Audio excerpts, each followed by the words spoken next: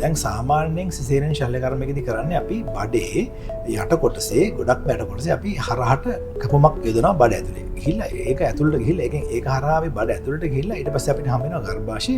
ගර්භාෂයෙත් අපි හරහට තමයි කැපුමක් යොදන්නේ. අපිට ඒකට කියන low transverse incision කියලා.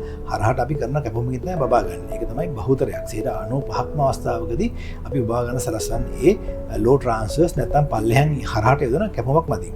හැබැයි යම් අවස්ථාවලදී උදාහරණයක් කිව්වොත් බබා අධික ලෙස ප්‍රීමැචුවර් නම් ගොඩක්ම ප්‍රීමැචුවර් බබෙක් නම් ඒකම එයාගේ යට ගර්භාෂය යට හරිය ලොකු ෆයිබ්‍රොයිඩ් හරි මොනවා ලොකු සංකුල දින අවස්ථාවකදී අපිට පල්ලෙහා ගර්භාෂයේ පල්ලෙහා ට්‍රාන්ස්වර්ස් ඉන්සිෂන් එකක් නැත්නම් හරහට මේ කැපුමක් දාන්න බෑ. ඒ වෙලාවට අපි ගර්භාෂයේ උඩ ඉඳලා යටට කැපුමක් දානවා. අපිට ඒකට කියනවා ක්ලාසිකල් සිසේරියන් කියලා නැත්නම් වර්ටිකල් ඉන්සිෂන් කියලා. ඒකක් දාලා බබා ගන්න අවස්ථා තියෙනවා. හැබැයි ඒවත් බොහොම කලාතුරකින් කරන්නේ. මොකද අපිට ගොඩක් වෙලාවට අර ලෝ ට්‍රාන්ස්වර්ස් නැත්නම් පල්ලෙහාන් හරහට යොදන කැපුමකින් බබාව ශිල්ල ගන්න පුළුවන්. ඒක තමයි බහුතරයක් අවස්ථාවේ අපි කරන්නේ.